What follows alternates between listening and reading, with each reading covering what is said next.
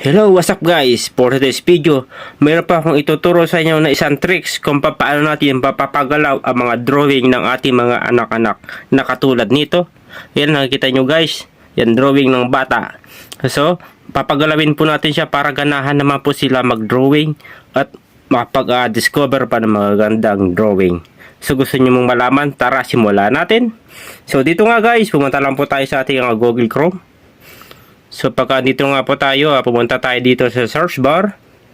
Click natin ang search bar at i-type po natin dito itong animated drawings. At makikita nyo nga po dito na, ayan, may mga sample ng drawing dyan. Meron din sa YouTube, makikita nyo. At Cartoon Brew.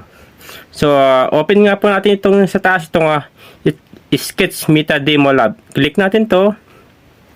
So at dito nga guys, makikita nyo po dito na andito na nga po tayo. Ayan, makita nyo dyan. Click lang natin dito yung started. Yan. Click natin. At dito nga po, makikita kayo dito na ito upload photo. So makikita nyo nga po yung sample dito. Ayan, may drawing, may kulay pa siya. So mag-upload tayo ng sarili nating photo. So ito nga guys, napili ko ito to. Itong, so tapos click natin dito yung done. Ayan, tapos wait lang po natin siya na mag-generate. Kaya makikita nyo po dito na may nakalagay dyan na next. So click lang natin yung next. At makikita nyo nga po na ini-scan na po siya. So click lang natin dito yung agree. Ayan, click natin agree. So ito na nga guys, makikita nyo po may pattern na siya. Tapos click natin ulit yung next. Ayan, i-scan po siya ulit. At makikita nyo nga guys dito na nandito na po yung ating drawing. Ayan. So makikita nyo po dito sa gilid yan. May lapis. Tapos may pambura din. Tapos meron din dito kung gano'ng kalaki sulat. Ayan. Makikita nyo yun guys. So pwede natin ito lapis muna tayo. Ayan, pwedeng gawa na. Kulang yung paa yung isa eh. Ayan. Tapos gano'n natin siya guys. So dinagdagan natin ng. Tapos click natin yung next. Ayan, makita nyo, nag-generate na ulit siya. So nakita nyo nga po guys yung pattern niya, yung mga ikas-ikas niyan. Tapos click natin ulit yung next. So pangit na baka drawing kasi bata yung drawing yan. So makita nyo guys yan, nag-generate na siya ulit. Ayan, makita nyo guys, so baliktad yung lakad ng aso. Ayan oh. Bakit yung lakad? Makita nyo guys, napakaganda diba? So pwede natin lagyan ng drawing yung pang animated ba na drawing. Pwede dito.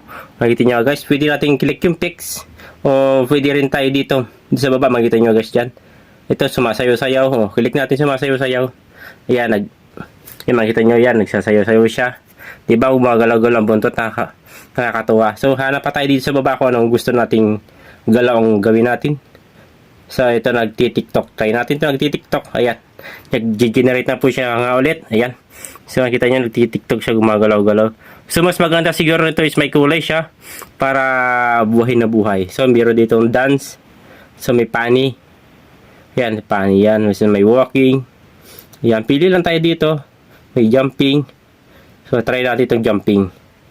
So, ayan, nag-generate na nga siya, guys. So, ayan po yung kinalabasan. Tumatalon-talon yung aso. Di ba, guys? Napaganda. Pwede rin dito nga, pwede natin siyang i-share. Share sa Facebook o Gmail o message. Pwede i-copy o pwede rin i-screenshot. Makita nyo guys. Ayan. Tapos pero dito click natin pics. So pwede natin siyang baguhin ulit dito. Ayan. Tapos makita nyo guys. Next lang natin. So yun lang guys for today's video. Hopefully may natutunan po kayo sa aking munting tutorial ngayong araw. Kung gusto nyo po ng itong tips, tricks, and tutorial. So follow for more. Thank you!